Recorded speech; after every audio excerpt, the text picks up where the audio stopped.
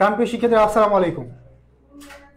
Welcome করছি সবাইকে হিসাব বিজ্ঞান ক্লাসে। সো আজকেও আমরা সলভ করতে যাচ্ছি ঢাকা বোর্ড 2023, অর্থাৎ ধারাবাহিকভাবে আমরা প্রিভিয়াস ক্লাসে ময়মনসিংহ বোর্ড 2022 সলভ করছি, আজকে সলভ করবো কি 2023। তোমরা জানো শেষ সময় এই কোশ্চেন সলভ করাটা তোমাদের জন্য কতটা ইম্পর্টেন্ট, অনেক বেশি ইম্পর্টেন্ট, তাই তো? কারণ হচ্ছে কি, বোর্ড কোশ্চেন সলভ করলে তোমার প্রিপারেশন কতটুকু গুছানো হয়েছে এবং প্রিভিয়াস এর কোশ্চেন সম্পর্কে একটা আইডিয়া হবে, ঠিক আছে? এবং একসাথে প্রত্যেকটা টপিক কি হয়ে যাবে, রিভিশন হয়ে যাবে। এটা কিন্তু অনেক বেশি ইম্পর্টেন্ট যে একসাথে তুমি প্রত্যেকটা টপিক থেকে ম্যাথ আসলে পারবা কিনা, ঠিক আছে? সো আজকে আমরা ঢাকা বোর্ড 2023 সলভ করবো এবং এখানে প্রিভিয়াস এর এমন কিছু টপিক থেকে কোশ্চেন আসছে যেগুলো একটু এক্সেপশনাল, ঠিক আছে? এবং তোমাদের সময় দেখবে যে প্যাটার্নটা অলমোস্ট সেম থাকবে, বুঝতে পারছি? তো হচ্ছে সবাই ক্লাসে জয়েন করো দ্রুত। আমরা শুরু করে দিব আজকের board question solve 2023 Dhaka board. Okay, Dhaka board 2023 আমরা আজকে সলভ করব।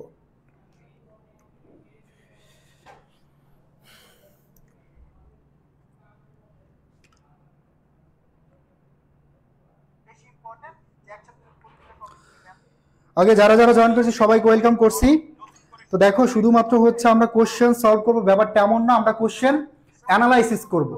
কোশ্চেন সলভের সাথে সাথে প্রত্যেকটা টপিক আমরা সামারাইজ করার ট্রাই করব, ঠিক আছে? তুমি অ্যাকাউন্টিং পড়লা বাট বুঝে বুঝে পড়লা না, মুখস্থ করলা এবং পরীক্ষার হলে গিয়ে দেখলা যে তুমি যেই টার্ম মুখস্থ করছে সেটা একটু এক্সচেঞ্জ করে দিছে, তখন কিন্তু ধরা খাওয়া লাগবে। এবং পরীক্ষার আগে বোর্ড কোশ্চেন প্রচুর সলভ করতে হবে। বোর্ড কোশ্চেন সলভ করে তোমার ভিতরে একটা কনফিডেন্স আসবে, ঠিক আছে? সেই লেভেলের একটা কনফিডেন্স গ্রো হবে। এই জন্য অবশ্যই অবশ্যই এই ক্লাসগুলো তোমার জন্য অনেক বেশি গুরুত্বপূর্ণ, ঠিক আছে? তো আমরা যারা যারা লাইভে জয়েন করছি অনেকে সালাম দিচ্ছে, ভাই আপুর ওয়ালাইকুম সালাম। প্রত্যেকে লাইভটি শেয়ার করে দিব এবং হচ্ছে বন্ধুদেরকে মেনশন দিয়ে ক্লাসে নিয়ে আসবো। ওকে, সো আমি আমার গ্রুপগুলোতে শেয়ার করে দিচ্ছি, তোমরা একটু দ্রুত শেয়ার করে ডান লিখে দাও, দেন আমরা হচ্ছে শুরু করব, মেন ক্লাসে চলে যাব, ঠিক আছে? ওকে, আমি একটু শেয়ার করে দিচ্ছি, একটা দুইটা তিনটা।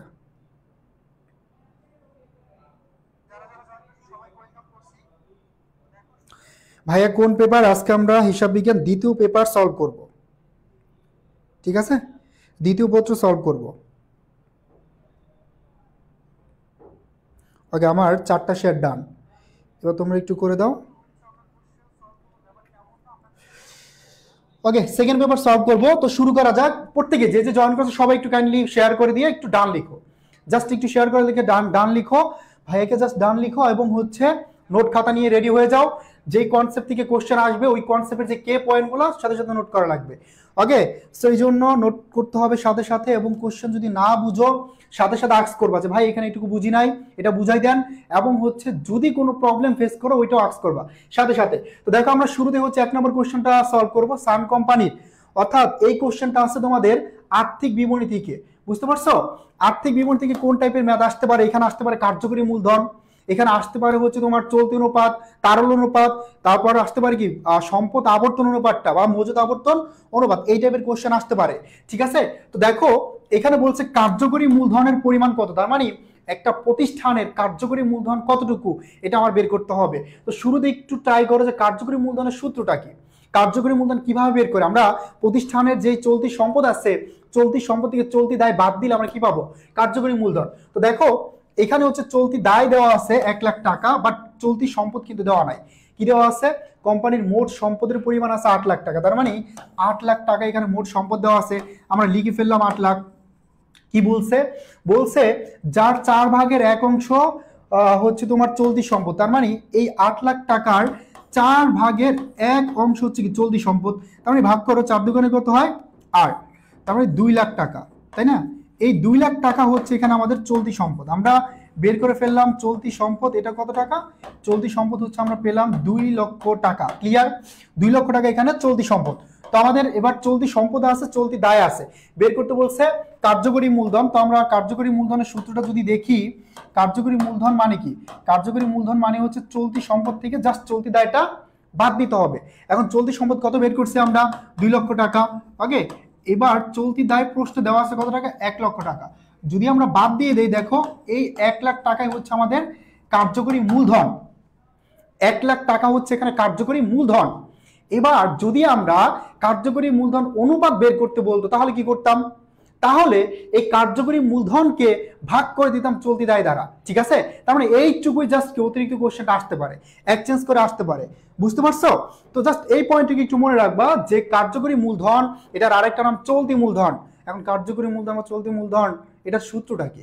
চলতি সম্পদ মাইনাস চলতি দায়। এখন তোমার রিকোয়ারমেন্ট কি কি লাগতেছে? চলতি সম্পদ আর চলতি দায়। এখন ওই দুইটা তুমি যদি থাকে তাহলে ভালো, ক্যালকুলেশন করে ফেলো। এখন যদি না থাকে তাহলে কি করবা? না থাকলে হচ্ছে ক্যালকুলেশন করে তারপর হচ্ছে রেজাল্টটা বের করবা, এইটুকুই, ঠিক আছে? সো অনেকে জয়েন করছো, এখনো জয়েন করতেছো।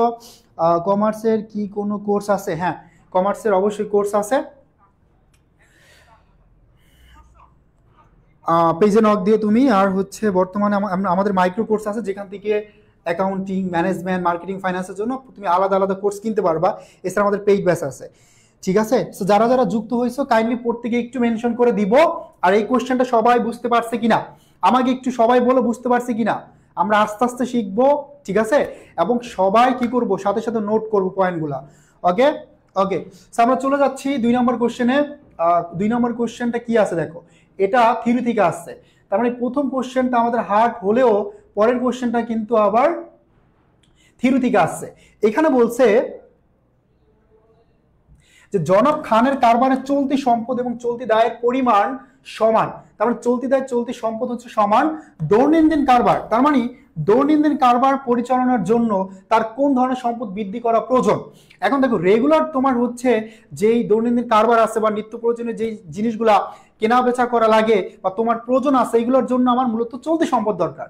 তার মানে এই দৈনন্দিন কাজের জন্য আমার দরকার কি? চলতি সম্পদ বৃদ্ধি করা। তার মানে এটা জাস্ট কমন সেন্স দিয়ে যদি ভাবো তাহলে কি আনসারটা বের করে ফেলতে পারবা, যেটা হচ্ছে চলতি সম্পদ। আর যদি দীর্ঘমেয়াদী কোনো কাজের জন্য আমার সম্পদ বাড়াতে হয় সেক্ষেত্রে হচ্ছে কি করতে হবে? স্থায়ী সম্পদ বাড়াতে হবে, ঠিক আছে? এই হচ্ছে পয়েন্ট, এই দুইটা পয়েন্ট হচ্ছে খুবই ইম্পর্টেন্ট তোমাদের জন্য, যে আমাদের দৈনন্দিন কারবার বা দৈনন্দিন যে আমাদের প্রয়োজনগুলো আছে, নিডসগুলো আছে, এইগুলোর জন্য দরকার চলতি সম্পদটা বৃদ্ধি করা। ক্লিয়ার? ওকে, আমরা চলে যাচ্ছি পরবর্তী কোশ্চেনে, কোশ্চেন নাম্বার 3। এটা হচ্ছে উত্তোলন, এটা হচ্ছে আর্থিক বিনিয়োগ বিশ্লেষণ থেকে আসছে। হ্যাঁ, পিডিএফ পাবে, ক্লাসগুলো ধারাবাহিকভাবে পাবে, একদম শুরু থেকে দেখতে পারবা, ঠিক আছে? ওকে, সো কোশ্চেন নাম্বার 3 এখানে বলছে আর্থিক বিবরণী বিশ্লেষণের উদ্দেশ্য কি। দেখো, আর্থিক বিবরণী বিশ্লেষণ আমরা কেন করি? আর্থিক বিবরণী আমরা বিশ্লেষণ করি হচ্ছে প্রতিষ্ঠানের মূলত চলতি দায় পরিশোধের ক্ষমতা কতটুকু, সচ্ছলতা যাচাইয়ের অনুপাত জানার জন্য আমরা একটা প্রতিষ্ঠানের বা কারবারের দক্ষতা যাচাইয়ের জন্য তৈরি করি। একটা প্রতিষ্ঠানের দীর্ঘমেয়াদী দায় পরিশোধের ক্ষমতা পরিমাপ করার জন্য আমরা আর্থিক বিবরণী বিশ্লেষণ করে থাকি। আমরা জানি যে আমার প্রতিষ্ঠানে আয়ের পার্সেন্টেজটা কত বিক্রয়ের মধ্যে, এটা জানার জন্য আমরা কি করি? আমরা হচ্ছে আর্থিক বিবরণী বিশ্লেষণ করি। তার মানে উপার্জন ক্ষমতার জন্য আমরা কি করি? আর্থিক বিবরণী বিশ্লেষণ করি। তাহলে কি কি আছে দেখো, এটা হচ্ছে ব্যবসার মুনাফা অর্জনের ক্ষমতা যাচাই, ইয়েস। আমরা মোট মুনাফার অনুপাত, নিট মুনাফার অনুপাত, তারপর হচ্ছে সম্পদের উপর মুনাফার হার, এই অনুপাতগুলো দ্বারা প্রতিষ্ঠানের মুনাফা অর্জনের ক্ষমতা বা পরিমাপ করতে পারি। নাম্বার 2, ব্যবসার দক্ষতা যাচাই করে কোন অনুপাত দ্বারা? যত আবর্তন অনুপাত আছে, ধরো মজুদ আবর্তন, তারপরে হচ্ছে দেনাদার আবর্তন, সম্পদ আবর্তন, যত আবর্তন আছে এই আবর্তন অনুপাত দ্বারা আমরা ব্যবসায়ের কি করতে পারি? দক্ষতা যাচাই করতে পারি। এবং ব্যবসার সচ্ছলতা যাচাই করে, ইয়েস। তার মানে দীর্ঘমেয়াদী যেই হচ্ছে অনুপাতগুলো আছে, যেমন ধরো মূলধন গিয়ারিং অনুপাত, দায় মালিকের অনুপাত, এইগুলো দ্বারা আমরা কি করি? প্রতিষ্ঠানের সচ্ছলতা যাচাই করতে পারি। মানে দীর্ঘমেয়াদী দায় পরিশোধের ক্ষমতা কতটুকু এটুকু জানতে পারি। তার মানে এখানে 1 2 3 তিনটাই হচ্ছে কি কারেক্ট। তার মানে এই তিনটাই আমরা আর্থিক বিবরণী বিশ্লেষণের মাধ্যমে যাচাই এবং বাছাই করতে পারি। ক্লিয়ার? তার মানে আমরা প্রত্যেকেই এই কোশ্চেনগুলো অপশন বাই অপশন ব্যাখ্যা করব, বিশ্লেষণ করব এবং শিখব। এখানে দেখো আমি যে পয়েন্টগুলো শিখলাম, তোমার প্রশ্ন চলে আসতে পারে যে নিচের কোনটি কারবারের দীর্ঘমেয়াদী সচ্ছলতা যাচাই করে, নিচের কোনটি স্বল্পকালীন সচ্ছলতা যাচাই করে, নিচের কোনটি মুনাফা অর্জন অনুপাত, নিচের কোনটি প্রতিষ্ঠানের দক্ষতা যাচাই করার অনুপাত, ঠিক আছে? এইভাবে এখানে বিভিন্ন টাইপের কোশ্চেন বিভিন্নভাবে আসতে পারে। তো এই জন্য তুমি যখন একটা কোশ্চেন সলভ করবা অবশ্যই অবশ্যই এই কোশ্চেনটা কিভাবে হয়েছে, এটা যে টার্মগুলো আছে টার্মগুলো বিস্তারিত জানতে হবে। দুইটা কোশ্চেন সেম রিপিট হয়ে গেছে। আমরা চলে যাচ্ছি 5 নাম্বার কোশ্চেন। এই কোশ্চেনগুলো খুবই সহজ, একটু পরে দেখবো প্রচুর ম্যাথ আসবে, ঠিক আছে? এবং অনেকে বলো ভাই ম্যাথ কয়টা আসবে, থিওরি থেকে কয়টা আসবে। দেখো তোমার যখন হচ্ছে এমসিকিউটা তুমি যদি দেখো ধরো হচ্ছে তুমি 3-4টা বোর্ড অ্যানালাইসিস করো, দেখবা যেখানে থিওরি এবং ম্যাথ দুইটা কিন্তু সমান সমান, অনেক সময় থিওরি বেশি আসে ম্যাথ কম আসে, ঠিক আছে। তারপরও আমরা যেটা করব, ম্যাথগুলো একটু বেশি প্র্যাকটিস করব। যদি তারা কোশ্চেনটা একটু হার্ড করে সেক্ষেত্রে ম্যাথ বেশি দিবে, ঠিক আছে। এবং ম্যাথ আমাদের বেশি সলভ করতে হবে যাতে আমরা পরবর্তীতে গিয়ে বিশেষ করে অ্যাডমিশনে আমরা ম্যাথগুলো কনফিডেন্স নিয়ে সলভ করতে পারি। ওকে, এই জন্য এখন থেকে কনসেপ্ট ক্লিয়ার করতে হবে। ওকে ভাই, আসসালামু আলাইকুম, কেমন আছেন? আলহামদুলিল্লাহ ভালো আছি। সবাই হচ্ছে আনসার করবা, দ্রুত ফার্স্ট আনসার করবা, প্রবলেম থাকলে জানাবে। ওকে, এবং আমরা যেই নতুন টার্মগুলোর কথা বলবো সেগুলোর সাথে সাথে নোট করবা। আমি পড়াচ্ছি, আমি বোর্ড পড়াচ্ছি ঢাকা বোর্ড 2023, তুমি আরেকটা বোর্ড দেখো, চেষ্টা করো। ওকে, সো ইফোর্ট নিজেকে দিতে হবে, নিজে চেষ্টা করতে হবে। উনি কোনো গ নম্বর আনসার করছো, জান্নাত ফেরদৌস আনসার করছো গ number, yes, thank you very much, thank you very much. তো দেখো এখানে বলছে কোন ধরনের শেয়ার হোল্ডারগণ কারবার পরিচালনায় অংশগ্রহণ করতে পারে। একমাত্র কে পারে বলতো? সাধারণ শেয়ার হোল্ডার। তার মানে কমন স্টক এবং কমন আমরা বলতে পারি কি স্টক ইকুইটি, অনেক সময় বলতে পারি যে common stock equity, common stock বা কমন আউটস্ট্যান্ডিং শেয়ার, ঠিক আছে। এইগুলো হচ্ছে তারা কি করতে পারে, প্রতিষ্ঠানে কারবার পরিচালনায় বা ব্যবসা পরিচালনায় অংশগ্রহণ করতে পারে। ইজ ইট ক্লিয়ার ভাইয়া? পুরো বুঝতে পারছি?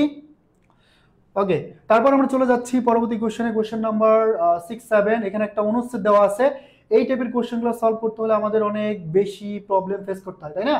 কারণ হচ্ছে যখন আমরা দেখি যে বড় একটা অনুচ্ছেদ দেওয়া আছে, তো আমরা ভয় পাই যে এখান থেকে আসলে কি এক্সাক্ট আনসার বের করতে পারবো কিনা, তাই না? একটা ভয় কাজ করে যে এখান থেকে এক্সাক্ট আনসার বের করা যাবে কিনা, তাই তো। তো দেখো এই টাইপের কোশ্চেনগুলো তেমন একটা কঠিন না। জাস্ট তুমি যেটা করবা, কোশ্চেন যেহেতু বড়, তুমি শুরুতে দেখবা যে এখানে আমার কি ক্যালকুলেশন করতে বলছে। সংশ্লিষ্ট বছরে মেশিনটির অপচয়ের পরিমাণ কত। এখন মেশিনের অপচয়ের পরিমাণ বের করতে বলছে, মেথড কোনটা বা বিস্তারিত কি দেওয়া আছে একবার একটু কোশ্চেনটা দেখো। যেখানে দেওয়া আছে তোমার শাপলা লিমিটেডের বছরের শুরুতে 5 লাখ টাকার একটি মেশিন ক্রয় করে এবং উহার সংস্থাপন ব্যয়, তার মানে সংস্থাপন ব্যয় আমরা সবাই জানি। ধরো একটা মেশিনটা কি বলতো? মেশিন একটা স্থায়ী সম্পদ। তার মানে একটা স্থায়ী সম্পদ, এই স্থায়ী সম্পদটা ব্যবহার উপযোগী করতে এটার সাথে যদি কোনো খরচ থাকে, ধরো তুমি মেশিনটা কিনছো, নিয়ে আসতে তোমার পরিবহন খরচ দিতে হবে, আমদানি শুল্ক। তারপর মেশিনটা নিয়ে আসার পর কারখানায় বসাতে হবে, বসানোর একটা খরচ আছে যেটাকে আমরা সংস্থাপন ব্যয় বলি। এখন বসাচ্ছে কারা? যারা লেবার আছে তাদেরকে একটা কি করতে হয়, মজুরি দিতে হয়। এই যে এই খরচগুলো মূলত মুনাফা জাতীয় ব্যয়, বাট এটা একটা স্থায়ী সম্পদের সাথে সম্পৃক্ত আছে। তার মানে স্থায়ী সম্পদের সাথে সম্পৃক্ত থাকলে অবশ্যই এটাকে মূলধন জাতীয় ব্যয় হিসেবে দেখাতে হবে, ঠিক আছে। তাহলে আমরা বুঝতে পারলাম ভাইয়া, এটা অবশ্যই মুনাফা জাতীয় ব্যয়গুলোকে আমাদের মূলধন জাতীয় ব্যয় হিসাবে মেশিনের সাথে সম্পৃক্ত করতে হবে। তো দেখো এখানে মেশিন আছে কত টাকা? 5 লাখ টাকা। সংস্থাপন ব্যয় 10,000 টাকা, মজুরির মধ্যে অন্তর্ভুক্ত, ঠিক আছে। মোট মজুরির পরিমাণ ছিল 40,000 টাকা। তার মানে এই যে সংস্থাপন ব্যয় 10,000 টাকা, এটা কিসের মধ্যে অন্তর্ভুক্ত? মজুরির মধ্যে অন্তর্ভুক্ত।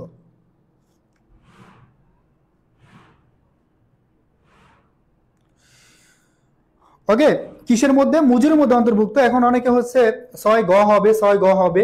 এই যে দেখো ভুলটা করতেছো, এই কোশ্চেনটা এখানে কি বলছে যে সংস্থাপন ব্যয়টা মজুরির মধ্যে অন্তর্ভুক্ত, তার মানে এই 10,000 এই 40,000-এর মধ্যে অন্তর্ভুক্ত, ঠিক আছে। তুমি আলাদা করে কেন নিচ্ছ? এই যে এখানে যে 10,000 এটা কি এটার মধ্যে অন্তর্ভুক্ত, তাই তো। তার মানে এই 10,000 এখানে অন্তর্ভুক্ত। ওকে, সো এই জিনিসটাই হচ্ছে তোমরা ভুল করছো, যে এখানে তুমি দেখছো হচ্ছে মেশিনের মূল্য আছে ধরো এখানে 5 লাখ টাকা, ভালো কথা লিখে ফেলছো, সংস্থাপন ব্যয় 10,000 টাকা আলাদা করে দেখাইছো না। এই যে মজুরি আছে 40,000 টাকা, এটার মধ্যেই কি অন্তর্ভুক্ত? এটার মধ্যে অন্তর্ভুক্ত 5,40,000 টাকা। এখন দেখো আমার বের করতে বলছে অবচয়, তো এখানে 10% অবচয়ের হার দেওয়া আছে। তো সিম্পলি আমি কি করতে পারি, যখন অবচয় বের করব, আমরা মেশিনের ক্রয় মূল্য বের করলাম, যেহেতু ভগ্নাবশেষ মূল্য নাই, তার মানে এই যে 5,40,000 টাকা এটাই আমার অবচয়যোগ্য মূল্য। তো এই 5,40,000-এর সাথে আমরা কি করব, আমরা এটার সাথে 10% সরাসরি বের করলে অবচয় বের হয়ে যাবে, ঠিক আছে, বের হয়ে গেল। এখন দেখো তোমার কষ্ট করে কি করতে হবে না, এখানে অবচয়যোগ্য মূল্য বের করতে হবে না, এবং বের করার কোনো ওয়ে নাই, ঠিক আছে। এখন এখানে ম্যাথ কালো নাই, সরাসরি পার্সেন্টেজ দেওয়া আছে। তার মানে অবচয়যোগ্য মূল্যের সাথে পার্সেন্টেজ গুণ করলে তুমি অবচয়টা পেয়ে যাবে, ঠিক আছে। বুঝতে পারছি সবাই? সো অনিক শেখ ঘ নম্বর আনসার করছো, সোনিয়া রহমান ঘ নম্বর, তারপর Manisha Akhter D number answer করছো। যাই হোক, এটা গ হবে। এখন সবার ক্লিয়ার কিনা, কনসেপ্টটা ক্লিয়ার কিনা? এই যে দেখো এখানে ছোট্ট ছোট্ট প্যাচ দেয়, মাঝে মাঝে ঝামেলা থাকে। এই বিষয়গুলা তুমি যদি আগে থেকে প্র্যাকটিস না করো, তুমি যদি ইউজ টু না হও, তাহলে পরীক্ষার হলে গিয়েও কি ভুল করার একটা পসিবিলিটি থাকবে। এই জন্য কোশ্চেন প্র্যাকটিস করতে হবে প্রচুর, তোমার কনসেপ্ট ক্লিয়ার আছে, বাট নিজেকে প্রমাণ করতে হবে যে তুমি প্রত্যেকটা সাবজেক্ট ভালো করে পড়ছো, একদম পুরোপুরি প্রিপারেশন গুছানো। কিন্তু এখন তুমি নিজেকে একটু প্রুভ করো বোর্ড কোশ্চেন সলভ করে যে তুমি কত পাচ্ছ। তুমি যখন একটা বোর্ড কোশ্চেন সলভ করো, এখানে ওভারঅল সব টাইপের কোশ্চেন সলভ করতেছো, তখন তুমি বুঝতে পারবা যে এখানে আসলে আমার কোথায় ল্যাকিংস আছে কি না, এটা তুমি ধরতে পারবা। ঠিক আছে, ওকে, আমরা চলে যাচ্ছি পরবর্তী কোশ্চেনে। 7 নাম্বার, এখানে বলছে অবচয়ের হার 15% হলে। এখন দেখো অবচয়ের হার 15% হলে কি হবে। একটা জিনিস দেখো, আগে অবচয় ছিল কত পার্সেন্ট? অবচয় ছিল 10%। এখন এই অবচয়টা কি বলতো? অবচয় হচ্ছে একটা ব্যয়। অবচয় একটা কি হিসাব? অবচয় একটা ব্যয় হিসাব। এখন এই 10%-এর জায়গায় যদি আমি 15% করি, তাহলে আমার অবচয়ের পার্সেন্টেজটা বাড়তেছে। অবচয় পার্সেন্টেজ কি করতেছে? বৃদ্ধি পাচ্ছে। তার মানে অবচয় বাড়লে আমার ব্যয়ও বাড়বে প্রতিষ্ঠানে। ব্যয় কি করবে? ব্যয়ও বাড়বে। তার মানে অবচয় যদি আমি বাড়াই, তাহলে ব্যয়টা বেড়ে যাবে। তো দেখো এখানে অবচয়ের হার বের করতে যখন 15% হবে, তখন আমার এই অবচয়টা মূলত একটা পরিচালন ব্যয়। অবচয় ব্যয়টা হচ্ছে মূলত কিসের মধ্যে যায়? পরিচালন ব্যয়ের মধ্যে যায়, তাই না? পরিচালন ব্যয়ের মধ্যে যায়। তাহলে এখানে আমার কি পরিচালন ব্যয় বৃদ্ধি পাবে? ব্যয় বাড়তেছে, পরিচালন ব্যয় বৃদ্ধি পাবে, নাম্বার 1। তার মানে এটা কারেক্ট। নাম্বার 2, পরিচালন ব্যয়, ব্যয় যদি বৃদ্ধি পায়, আয় কি করবে? কমবে। তার মানে আমার আয় কমলে আয়করও কম পরিশোধ করতে হবে, এটাও রাইট। বাট গোপন সঞ্চিত, এটার সাথে কি অবচয়ের কোনো সম্পর্ক নাই, এটা হচ্ছে শেয়ারের একটা টার্ম। তার মানে ভাইয়া এখানে আমরা বুঝতে পারলাম 1 এবং হচ্ছে 2, এই দুইটা হচ্ছে কারেক্ট। 1 এবং 2 এই দুইটা হচ্ছে কি কারেক্ট। ক্লিয়ার? সবার কনসেপ্ট ক্লিয়ার? সবাই বুঝতে পারছি?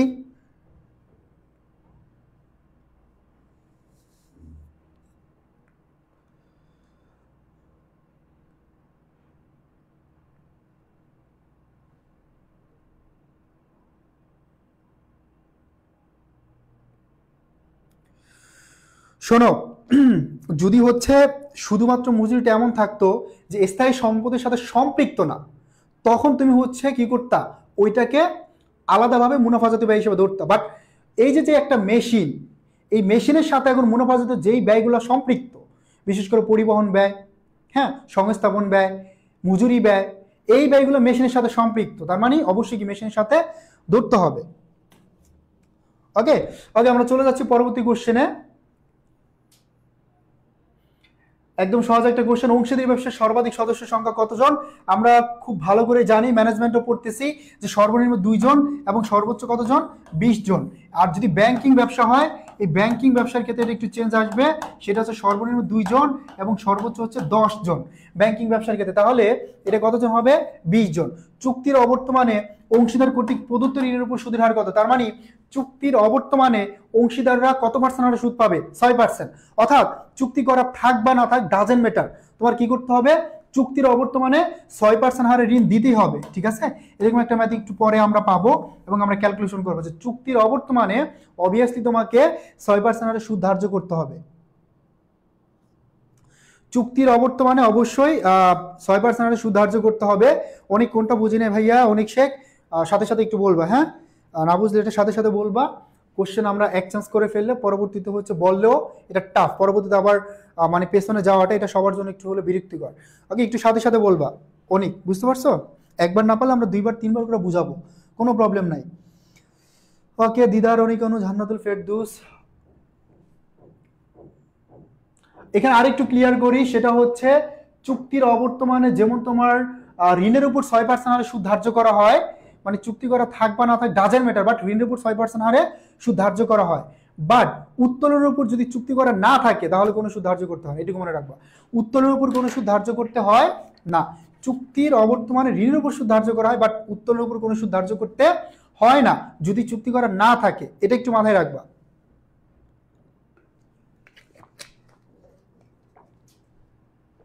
তার মানে চুক্তির অবর্তমানে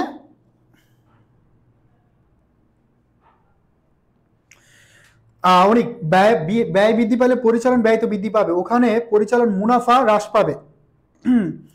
ব্যয় যদি বৃদ্ধি পায় তাহলে হচ্ছে তোমার মুনাফাটা কি করবে, হ্রাস পাবে। তো ওখানে কি ছিল,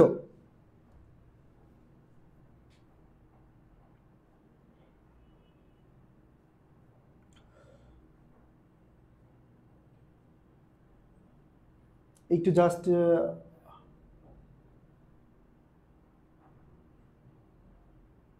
এখানে তো ঠিকই আছে, পরিচালন মুনাফা হ্রাস পেত। তো এখানে তোমার ব্যয় যদি বৃদ্ধি পায় তাহলে হচ্ছে কি পরিচালন ব্যয় বা পরিচালন মুনাফা হ্রাস পাবে। তো সিম্পল, এখানে তো সেমই, পরিচালন মুনাফা হ্রাস পাবে, ঠিকই তো দেওয়া আছে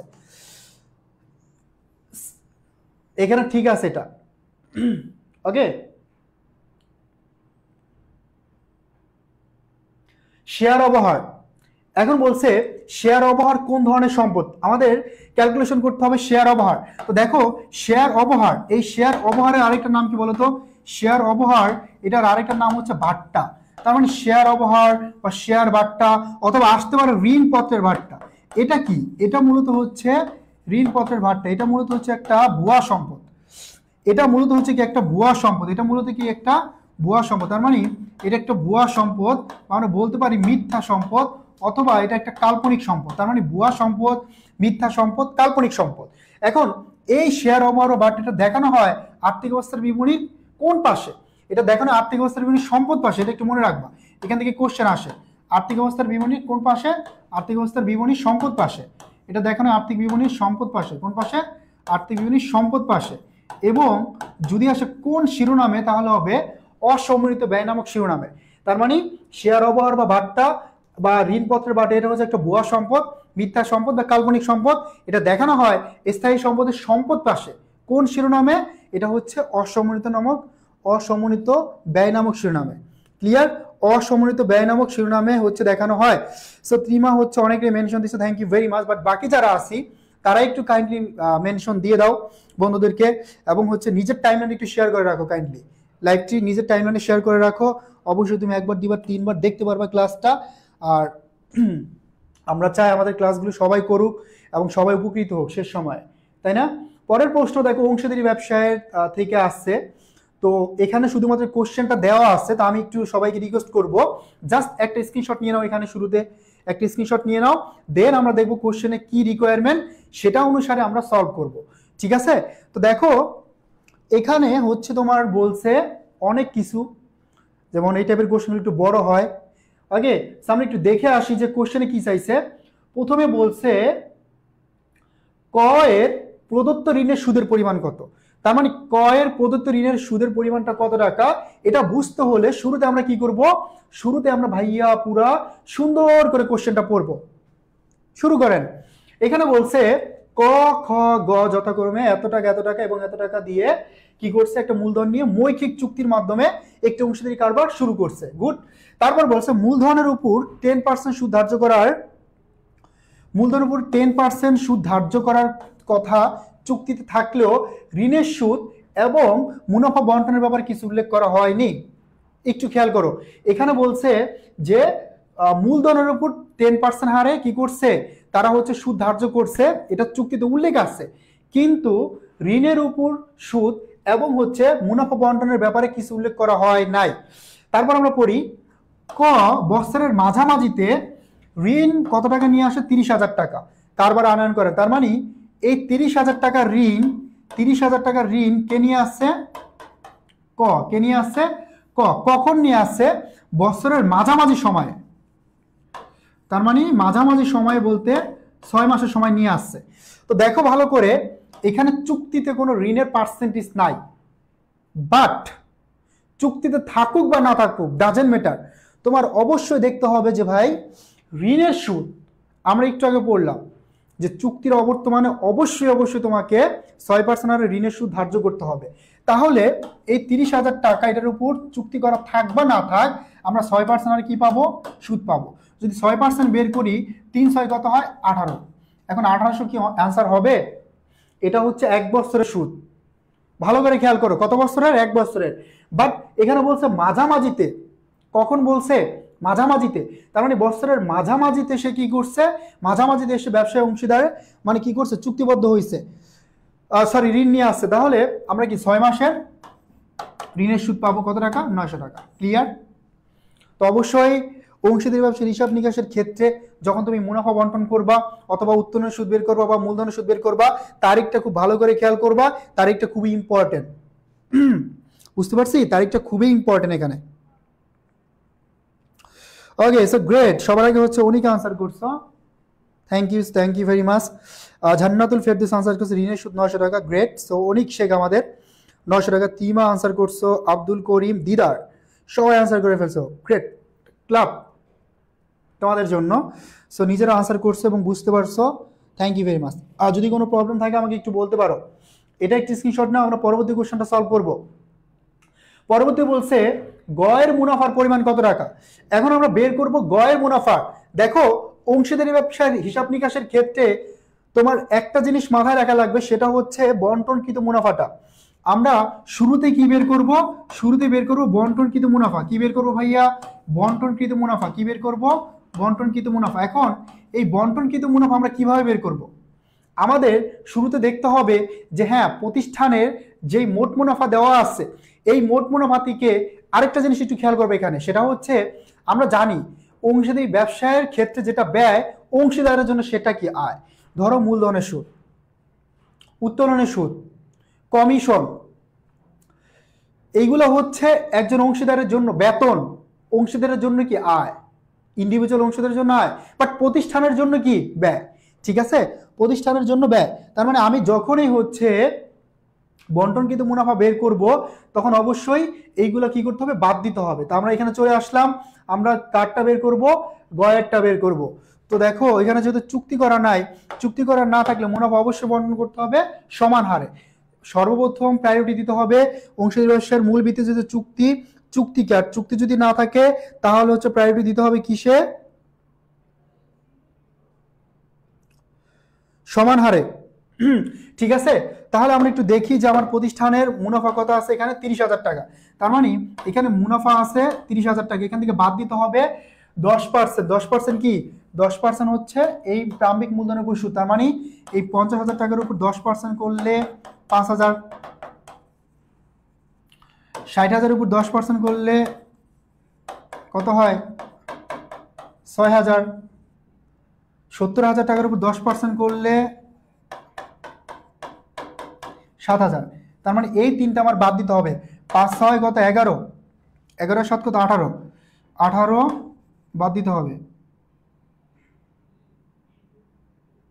18,000। ঠিক আছে, তারপর দেখো আমাদের ঋণের সুদ আছে কত, ঋণের সুদ আমরা একটু আগে বের করলাম 900 টাকা, এটা বাদ দাও। বাদ দিলে কত আসে, ধরো 30 থেকে 18 গেলে থাকে হচ্ছে কত, 12, 12 থেকে যদি 900 যায় তাহলে 11,100, তাই না, 11,100। তো এটাকে এবার আমরা কি করব, এই 11,100কে ভাগ করে দিব 3 দ্বারা, যেটা সমান অংশীদার, তাহলে মেবি তোমার 3,700 টাকা আসবে।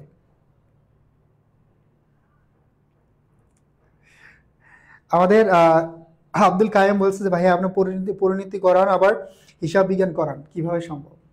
আমাকে পরিণতি ক্লাসে দেখছো কবে ভাই, কবে দেখছো বলো।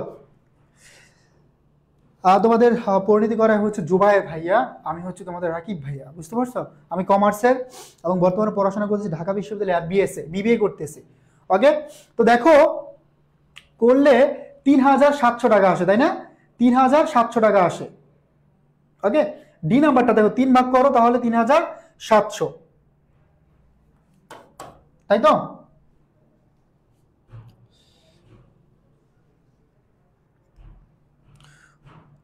ওকে, সবাই বুঝতে পারছি। দেখো তোমার কাছে মনে হতে পারে অংশীদারি ব্যবসার হিসাব নিকাশের ম্যাথগুলো অনেক ক্রিটিক্যাল, ভাই সলভ করা যাবে না, কোশ্চেন দেখলে তুমি স্কিপ করলা ভয়ে, বাট তুমি একটা সলভ করে দেখো, এটা কিন্তু খুবই ইজি এবং একই প্রসেসের ম্যাথগুলো, তাই তো।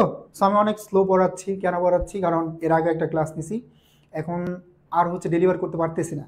ঠিক আছে, যাই হোক, বুঝতে যেতে পারো, তোমরা বুঝতে যেতে পারো, এটা আমি চাই, এবং প্রতিটা পয়েন্ট খুব ভালো করে শিখবা। এখানে দেখো, এখানে বলছে কোম্পানি আইন অনুযায়ী, এখানে একটু মিস্টেক আছে এবং সরি ফর দ্যাট, কারণ হচ্ছে আমি এই স্লাইডটা সম্পূর্ণটা চেঞ্জ করছিলাম, বাট এখানে যখন স্মার্ট বোর্ডে আমি পিপিপি ফাইলটা এখানে শো করলাম পাওয়ার পয়েন্টের, তখন হচ্ছে ফন্টগুলো চেঞ্জ হয়ে গেছে। পরবর্তী যেটা করলাম, আগের যে ফাইলটা ছিল ওটা পিডিএফ করে হচ্ছে তোমাদের পড়াচ্ছি, ঠিক আছে। সেগুলো সব ঠিক করা ছিল, সেই জন্য দুঃখিত, যাকে একটু বোঝার ট্রাই করো। কোম্পানি আইন অনুসারে অবহারের সর্বোচ্চ হার কত? আমরা জানি অবহারের সর্বোচ্চ হার হচ্ছে 10%। অবহার সর্বোচ্চ হচ্ছে 10%, অবহার সর্বোচ্চ হচ্ছে 10%, এবং অধিহার সর্বোচ্চ, এটা কি কোনো লিমিট নাই, ঠিক আছে, সর্বোচ্চ কি কোনো লিমিট নাই, তার মানে এটা হচ্ছে সীমাহীন। বুঝতে পারছি? এই দুটো পয়েন্ট একটু মনে রাখবা, অবহারের সর্বোচ্চ পরিমাণ 10%, অধিহারের সীমাহীন, এই দুটো পয়েন্ট মনে রাখবা। ওকে, জান্নাত ফেরদৌস লিখছে 14 হচ্ছে গ নাম্বার, ইয়েস 10%। তারপর আমরা চলে যাব 15 নম্বর ম্যাথ সলভ করতে। এটা একটা ম্যাথ, এখানে বলছে কি বিক্রয়যোগ্য পণ্যের মূল্য কত। এখন তোমরা অনেকে সূত্র পারো না, এবং এই সূত্রগুলো আমি কখনো যে কোনো ম্যাথ সলভ করাই, ধরো হিসাব বিজ্ঞানের যত কঠিন চ্যাপ্টার আছে, আমরা বেসিক্যালি যেটা করি সূত্র মুখস্থ করি, পরীক্ষার হলে গিয়ে সূত্র ভুলে যাই। এই জন্য আমি যেটা করি সূত্র কখনো মুখস্থ করাই না, জাস্ট সিকোয়েন্স দিয়ে দেই, ওই সিকোয়েন্স মনে রাখতে পারলে তুমি যে কোনো সূত্রে অ্যাপ্লাই করতে পারো ম্যাথ দেখে। ওকে, সো বিক্রয়যোগ্য পণ্যের ব্যয়ের দুইটা সূত্র আছে, আমি দুইটা সূত্র একটু লিখে দিচ্ছি শুরুতে, যারা পারো আনসারটা করে ফেলো। বিক্রয়যোগ্য পণ্যের ব্যয় দুইটা ভাবে বের করা যায়, আমরা একটু লিখে ফেলি। আর সেটা হচ্ছে নাম্বার 1, প্রারম্ভিক মজুদ পণ্য। এই প্রারম্ভিক মজুদ পণ্যের সাথে কৃত পণ্যের ব্যয় যোগ করতে হবে। কি করতে হবে? কৃত পণ্যের ব্যয় যোগ করতে হবে, তাহলে আমরা পাবো বিক্রয়যোগ্য পণ্যের ব্যয়। এটা একটু লিখে ফেলো।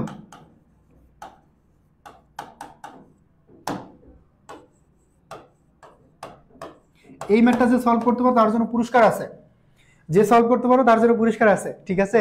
দেখি কে কে পারি। জান্নাতুল ফেরদৌস সবার আগে আনসার করেছে 15, এটা কি 15? ইয়েস। কত টাকা? 4 লাখ টাকা। অপশনে কি আছে? কতটুকু কনফিডেন্স? আনসার হয়েছে জান্নাত? এবার আমরা দেখবো যে আসলে হয়েছে কিনা, দেখা যাক, সলভ করবো আমরা। এই একটা সূত্র, আরেকটা হচ্ছে বিক্রিত পণ্যের ব্যয়, বিক্রিত পণ্যের ব্যয় সমাপনী মজুদ পণ্য। ওকে, আমি একটু সংক্ষেপে লিখলাম সমাপনী মজুদ পণ্য, সবাই লিখবো, তাহলে কি বিক্রয়যোগ্য পণ্যের ব্যয় পাওয়া যায়। দুইটা সূত্র আমি লিখে ফেললাম। ওকে, দুইটা সূত্র একটু নোট করো। এখন দেখো, প্রারম্ভিক মজুদ পণ্য আছে, ভালো কথা, বাট কৃত পণ্যের ব্যয় নাই, ক্রয়ও নাই। তার মানে 1 নম্বর সূত্র অ্যাপ্লাই করে আমি কি ম্যাথটা সলভ করতে পারবো না? পারবো না। 2 নম্বর সূত্র চলে যেতে হবে, বিক্রিত পণ্যের ব্যয় সমাপনী মজুদ পণ্য, এটা। এখন দেখো, এখানে সমাপনী মজুদ পণ্য দেওয়া আছে এবং বিক্রিত পণ্যের ব্যয় কি এখান থেকে বের করা যাবে। তো আমরা লিখে ফেললাম এখানে সমাপনী মজুদ পণ্য কত টাকা আছে? 30,000 টাকা। আর আমার কি লাগবে? আর লাগবে বিক্রিত পণ্যের ব্যয়, এটা আমাদের বের করতে হবে, বিক্রিত পণ্যের ব্যয়টা, ঠিক আছে? এখন দেখো, এখানে বলা আছে 5 লাখ টাকা আছে বিক্রয়, এবং মুনাফা ক্রয় মূল্যের উপর কত পার্সেন্ট? 25%। এখন বিক্রয় দেওয়া আছে কত? এখানে 5 লাখ। বিক্রয় দেওয়া আছে কত? 5 লাখ। মুনাফা কিসের উপর আছে? ক্রয় মূল্যের উপর, বাট ক্রয় মূল্য তো দেওয়া না। আমরা জানি মুনাফা যদি ক্রয় মূল্যের উপর 25 হয়, বা ব্যয়ের উপর যদি 25 হয়, বিক্রয়ের উপর কত হবে? 20, কারণ বিক্রয়ের উপর মুনাফা সবসময় কি থাকে? কম থাকে। তার মানে দেখো 5 দোকানে 10, 1 লাখ টাকা কি এখানে আমাদের মুনাফা। এখন দেখো, বিক্রয় হচ্ছে 5 লাখ এবং মুনাফা হচ্ছে 1 লাখ। বিক্রয় থেকে যদি আমি মুনাফা বাদ দেই, তাহলে আমি কি পাবো? বিক্রিত পণ্যের ব্যয়। এই যে 4 লাখ টাকা বিক্রিত পণ্যের ব্যয় পেয়ে গেছি। তার মানে এখানে সমাপনী মজুদ পণ্য ছিল হচ্ছে 30,000, আর 4 লাখ টাকা কি বিক্রিত পণ্যের ব্যয়। এই সমাপনী মজুদ পণ্য এবং বিক্রিত পণ্যের ব্যয় যোগ করলে আমরা পাবো বিক্রয়যোগ্য পণ্যের ব্যয় 4,30,000। আনফরচুনেটলি এখানে কি অপশনে কারেক্ট অ্যান্সার নাই, এবং দেখবা যে তোমরা যখন এই বোর্ডটা অ্যানালাইসিস করবা, এখানে কারেক্ট অ্যান্সার ছিল না, ঠিক আছে? এই কোশ্চেনটা কারেক্ট অ্যান্সার ছিল না। তার মানে যারা 4,30,000 লিখছো অল আর কারেক্ট। একটা জায়গায় সবার একটু কনফিউশন, আমরা অনেকে হচ্ছে মুনাফার হার বের করতে পারি না, এই জন্য একটু ভয় লাগতে পারে। এখন আমি এটা দুইটা নিয়ম তোমাদেরকে শেখাবো। সেটা হচ্ছে, যদি দেখো যে মুনাফার হারটা দেওয়া আছে ব্যয়ের উপর বা মুনাফার উপর, বা ক্রয় মূল্যের উপর বা বিক্রিত পণ্যের ব্যয়ের উপর, তখন ব্যয়ের উপর মুনাফার হার সবসময় বেশি হয়, ক্রয় মূল্য আর বিক্রয়ের উপর কি হয়? কম হয়। তার ব্যয়ের উপর বেশি, বিক্রয়ের উপর কি? কম। এখন এটা হচ্ছে একটা সিকোয়েন্স আছে, আমরা শিখছিলাম 16%, 20%, 25%, 33, 50, 100। এই জাস্ট এইটুকু মুনাফার হার, আমি একটা ক্লাস একটু শিখাই দিব তোমাদেরকে, এইটুকু পড়লে এটা হয়ে যায়। এখন দেখো, এটা যারা না পারো, সিম্পলি তোমরা করবে এভাবে। ধরো বিক্রয় এখানে কত আছে? 5 লাখ। মুনাফার হার কার উপর? ক্রয় মূল্যের উপর। কত? 25। ক্রয় মূল্য বা ব্যয়ের উপর থাকলে যোগ প্রক্রিয়া, তার মানে এখানে উপরে 25, নিচে কত? 125 করলে তোমার সেম এখানে 1 লাখ টাকা আসবে। আর যদি এই পার্সেন্টেজটা যদি এখানে দেওয়া থাকতো কিসের উপর, বিক্রয়ের উপর, বিক্রয়ের উপর দেওয়া থাকতো, তখন হচ্ছে চেঞ্জ হয়ে যেত। তখন কি হতো, তখন হচ্ছে বিয়োগ প্রক্রিয়া। তার মানে এইটুকু মনে রাখবা, বিক্রয়ের উপর থাকলে বিয়োগ প্রক্রিয়া, বিক্রয়ের উপর থাকলে বিয়োগ প্রক্রিয়া, বিক্রয়ের উপর থাকলে বিয়োগ প্রক্রিয়া, ব্যয়ের উপর থাকলে বা ক্রয়ের উপর থাকলে যোগ প্রক্রিয়া। এইটুকু মনে রাখবা, তাহলেই হবে। 4,20,000। জান্নাত, এটা কি বুঝতে পারছো এবার? 15 খ নাম্বার, 15 খ নাম্বার তো ভাই কোনোভাবে হবে না। এবং তুমি এটা কোন সেন্সে বা কোনটা দিয়ে অ্যান্টি করছো এটা একটু লেখো এখানে বিস্তারিত। জান্নাত, এটা বুঝতে পারছো কিনা আমাকে এবার বলো। 15 হচ্ছে কোনো কারেক্ট আনসার নাই অপশনে, এবং এটা বোর্ড পরীক্ষায় কারেক্ট আনসার ছিল না, নীল ছিল। ওকে, এখানে আমরা ডিরেক্টলি হচ্ছে 2 নম্বর সূত্রটা অ্যাপ্লাই করে বিক্রয়যোগ্য পণ্যের ব্যয়টা বের করছি। সরাসরি সমাপনী মজুত পণ্য বিক্রিত পণ্যের ব্যয়, বিক্রয়যোগ্য পণ্যের ব্যয়, এটা কি ক্যালকুলেশন করে না জান্নাত? ওকে মানিশা আক্তার, ঠিক আছে, সিম্পল, এটা খুবই সহজ, এখানে লেখা যাচ্ছে না এই জন্য হাবিজাবি মনে হচ্ছে।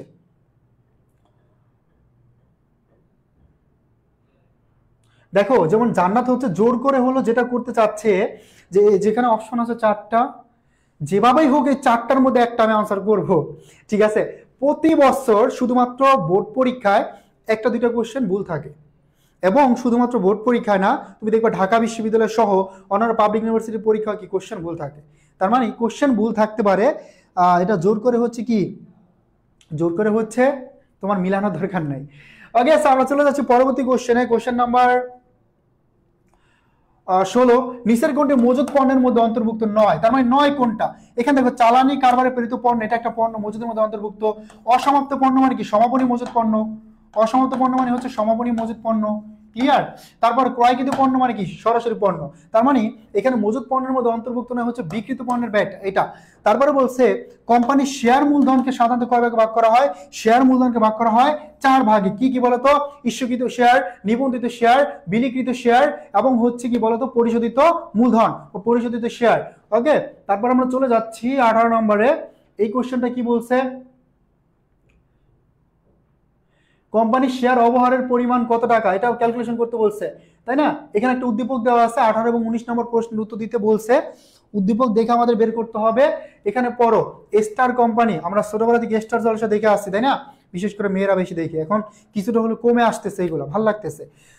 এগুলো খুব ফালতু, তাই না? বাংলাদেশে নাটক দেখবে, এটা আরো অনেক সুন্দর এবং অনেক বেশি দেখবে যে তুমি বিনোদন পাবে, একটু মাইন্ড ফ্রেশ হবে। বাট ওইগুলো দেখলে তুমি হচ্ছে যে কিভাবে ঝগড়া করা যায়, কিভাবে আরেকজনের সাথে আরেকজনের মারামারি লাগানো যায়, ঠিক আছে, কিভাবে একজন আরেকজনের ক্ষতি করতে পারে, এটা এবার দেখে নিজেও কি করবা, মাথার ভিতরে এই যে কুবুদ্ধি এইগুলো হচ্ছে ঢুকাবা, এবং হচ্ছে কি খারাপ কাজ ইনভলভ হয়ে যাবা, ঠিক আছে, তাই না? তার মানে এগুলো দেখা যাবে না, স্কিপ করতে হবে, এবং তোমাদের কোনো নাটক দেখার দরকার নেই, জাস্ট পড়াশোনা করো। ওকে ওকে, তো দেখো এখানে বলছে কোম্পানির ইস্যুকৃত মূলধনের পরিমাণ কত। তো দেখো এখানে স্টার কোম্পানি 10 টাকা মূল্যের 1 লাখ শেয়ারে নিবন্ধিত হয়েছে। তার মানে এখানে শেয়ার কত? নাম্বার অফ ইকুইটি শেয়ার কত? 1 লাখ। শেয়ারের সংখ্যা কত? 1 লাখ।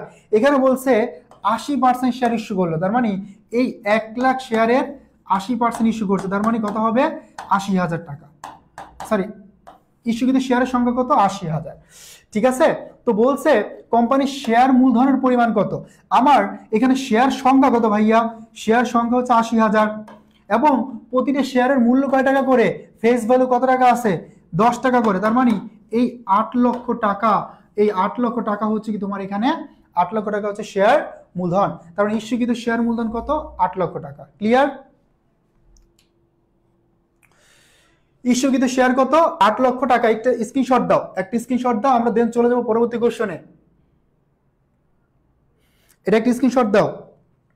সোনিয়া রহমান, জান্নাত, তারপর হচ্ছে ত্রিমা, অনিকা, মানিশা আক্তার, সবাই ভালো রেসপন্স করতেছো এবং ট্রাই করতেছো আনসার করার জন্য। সো এটাই দরকার, তুমি নিজে কোশ্চেন পড়লে এবং নিজে একটু আনসার করার ট্রাই করলে একটা আগ্রহ থাকবে যে আমি হচ্ছে চেষ্টা করতেছি, পারতেছি না, বাট ভাইয়া কি বলে একটু মনোযোগ দিয়ে শুনি, ঠিক আছে। বাট যদি শুধু ক্লাস দেখো, নিজে চেষ্টা না করো, তাহলে আলটিমেটলি তেমন একটা রেজাল্ট আসবে না এবং কাজে লাগবে না, ঠিক আছে অনিকা?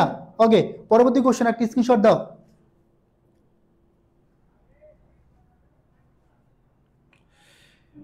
এই কোশ্চেনটা বলছে যে কোম্পানির শেয়ার অবহারের পরিমাণ কত টাকা। একটু ভালো করে খেয়াল করো, আমার কিন্তু মনে আছে কোশ্চেনটা, সেটা হচ্ছে অবহারের পরিমাণ কত টাকা, এটা বলছে।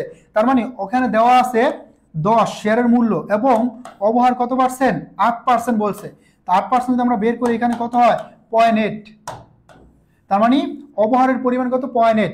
এখন দেখো আমার ছিল কত টাকা, শেয়ার মূলধন কত 8 লাখ, অর্থাৎ পরিশোধিত মূলধনের উপর সবসময় অবহারটা বের করবো 8 লাখ, এটা 0.8 দ্বারা গুণ করলে আমার কত হয় 64,000, কত হয় 64,000। তার মানে শেয়ার অবহারের পরিমাণ 64,000 টাকা, শেয়ার অবহারের হার কত 0.8।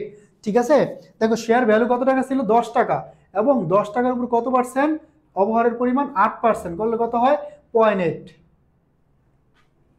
ওকে 20 দেখো, 20 বলছে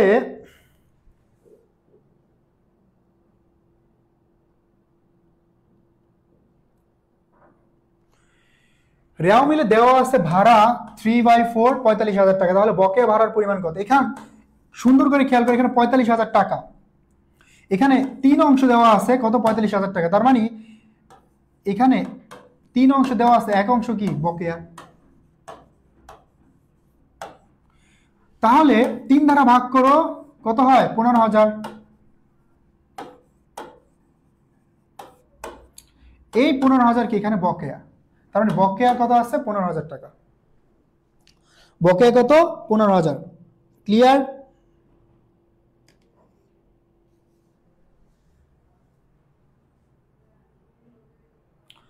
আচ্ছা এখানে এই উদ্দীপকটা আমাদের যে মেন প্রশ্ন, এই প্রশ্ন এখানে মিসিং আছে। আমি যেটা বলছিলাম যে আমরা যেই ফাইলটা করে নিয়ে আসছিলাম ওইটা কাজ করতে পারি নাই, এবং এটা দিয়া হচ্ছে আমরা এখানে স্লাইড শো করাতে পারিনি, ফন্টটা চেঞ্জ হয়েছে, এই জন্য আগেরটা দিয়ে আমরা ক্লাস নিচ্ছি, এটাও চেঞ্জ করা হয়েছিল, আপডেট করা হয়েছিল, সরি এই জন্য এই কোশ্চেনটা সলভ করতে পারবো না, এখানে ইনফরমেশন নাই।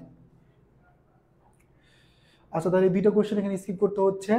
পরের প্রশ্ন দেখো, এখানে বলছে কোম্পানির পরিশোধিত মূলধনের পরিমাণ কত টাকা। একদম সিম্পলি আমি একটু তাড়াতাড়ি শেষ করবো ক্লাসটা, 8 বেজে গেছে 12-র মধ্যে, সেই জন্য একটু দ্রুত যাব। দেখো এখানে 10% অগ্রাধিকার শেয়ার ইস্যু করে 3,60,000 টাকা সংগ্রহ করে, তার মানে তারা কি করছে এত টাকা কালেক্ট করছে, মানে শেয়ার বিক্রি করে কত 3,60,000। বলছে পরিশোধিত মূলধনের পরিমাণ কত, তার মানে 3,60,000 তুমি ভাগ করো কত দ্বারা 90% টাকা দেওয়া আছে এখানে 10, তাহলে একটা শূন্য কেটে দেয় 3,4,36 কত হয় শূন্য কাটা 4,000। এখন এটাকে যদি আমরা 100 দ্বারা গুণ করি 100% চলে যায়, পরিশোধিত মূলধন কত ছিল 4 লাখ। ঠিক আছে, কত আমাদের শূন্য কি একটা মিস হয়েছে, 1 2 3 4 5,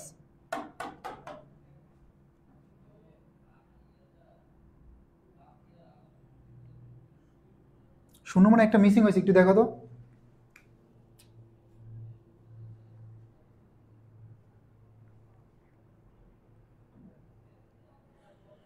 না ঠিক আছে, ওকে পরবর্তী কোশ্চেন। এখানে বলছে পণ্য বিতরণ, তার মানে পণ্য বিতরণ যদি করো, পণ্য বিতরণ মানে কি একটা বিজ্ঞাপন। তো দেখো পণ্য বিতরণ করলে আমার যাবে হবে বিজ্ঞাপন হিসাব ডেবিট, এবং পণ্য যেহেতু বিতরণ করছে পণ্য চলে গেছে, তার মানে ক্রয় কমে গেছে, ক্রয় হিসাব কি হবে ক্রেডিট। বিজ্ঞাপন একটা ব্যয়, অর্থাৎ ব্যয় বৃদ্ধি এখানে,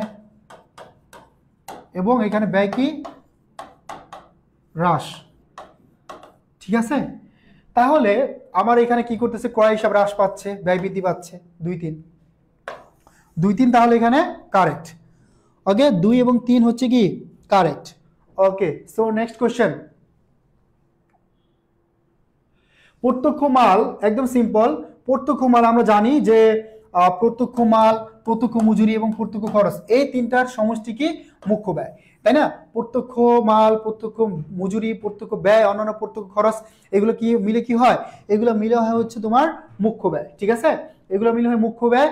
মুখ্য ব্যয়ের সাথে কারখানা গ্রুপে যোগ করলে পাওয়া যায় কারখানা ব্যয়। তাৎক্ষণিক দায় পরিশোধের ক্ষমতা পরিমাপ করা হয় কোন অনুপাতের মাধ্যমে, আমরা জানি তাৎক্ষণিক দায় পরিশোধের ক্ষমতা পরিমাপ করে হচ্ছে ভাইয়া অ্যাসিড টেস্ট অনুপাত। শুধুমাত্র একটা শিখলে হবে না, একটা প্রতিষ্ঠানের চলতি দায় পরিশোধের ক্ষমতা পরিমাপ করে হচ্ছে চলতি অনুপাত। একটা প্রতিষ্ঠানের চলতি অনুপাত পরিশোধের ক্ষমতা পরিমাপ করে চলতি অনুপাত, এবং তাৎক্ষণিক দায় পরিশোধের ক্ষমতা পরিমাপ করে অ্যাসিড টেস্ট অনুপাত। এটার আর অনেকগুলো নাম আছে, দ্রুত অনুপাত, অগ্নি পরীক্ষা অনুপাত, তারপরে হচ্ছে কি আছে বলতো, অ্যাসিড টেস্ট, দ্রুত অগ্নি পরীক্ষা অনুপাত। এইগুলো হচ্ছে মূলত, বা আমরা আরো বলতে পারি সেটা হচ্ছে কি তড়িৎ অনুপাত বা তরল অনুপাত, ঠিক আছে। এগুলো হচ্ছে তাৎক্ষণিক দায় পরিশোধের ক্ষমতা পরিমাপ করে। দেন দেখো বলছে মজুদ পণ্য অবমূল্যায়িত হওয়ার ফলে প্রভাবিত হতে পারে নিট মুনাফা, কারণ মজুদ পণ্যের সাথে নিট মুনাফার একটা সম্পর্ক আছে। আয়কর, অবশ্যই আয়কর, মোট মুনাফা, তিনটাই কি অবমূল্যায়ন হতে পারে, কারণ আমরা মজুদ পণ্যের হিসাবটা করি মোট লাভ থেকে। তো নিট লাভকে প্রভাবিত করবে, মোট লাভকে, আয়করকে কি প্রভাবিত করবে, তারপরে তিনটাকে প্রভাবিত করবে এখানে। তারপর বলছে মজুদ আবর্তন অনুপাত, মজুদ আবর্তন, এই আবর্তন অনুপাত দ্বারা প্রতিষ্ঠানে কি যাচাই করা হয়, আমরা প্রত্যেকে জানি মজুদ আবর্তন ধারা হচ্ছে একটা প্রতিষ্ঠানের যত আবর্তন অনুপাত, শুধু মজুদ আবর্তন না, মজুদ আবর্তন, তারপরে হচ্ছে তোমার দেনাদার আবর্তন অনুপাত, তারপরে হচ্ছে কি আরো অনেকগুলো অনুপাত আছে, মজুদ আবর্তন, দেনাদার আবর্তন, সম্পদ আবর্তন, ঠিক আছে, বা পাওনাদার আবর্তন। এইগুলো হচ্ছে একটা প্রতিষ্ঠানের দক্ষতা যাচাই করে। এগুলো কি করে, একটা প্রতিষ্ঠানের বা কারবারের দক্ষতা যাচাই করে, একটা প্রতিষ্ঠান অথবা কারবারের দক্ষতা যাচাই করে, একটা প্রতিষ্ঠান অথবা কারবারের দক্ষতা যাচাই করে, ঠিক আছে, কি করে, দক্ষতা যাচাই করে। ক্লিয়ার?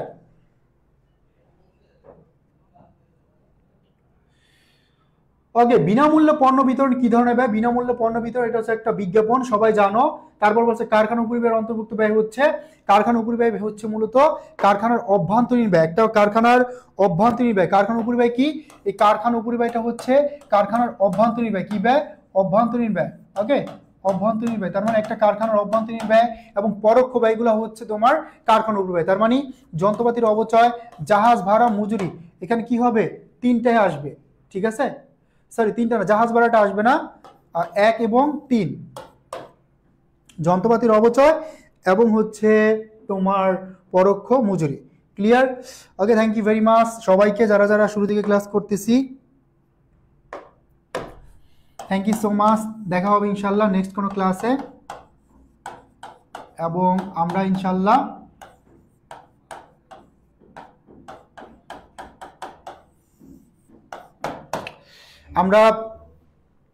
নেক্সট হচ্ছে তোমার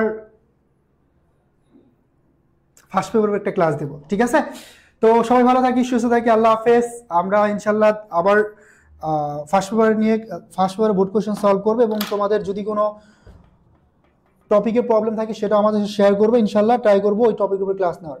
ওকে, সবাই পড়াশোনা করো মনোযোগ দিয়ে, এবং নিজেরা বাসায় বসে বসে প্র্যাকটিস করো, পরীক্ষা দাও, ঠিক আছে। সো বেস্ট অফ লাক সবার জন্য, আল্লাহ হাফেজ, টাটা।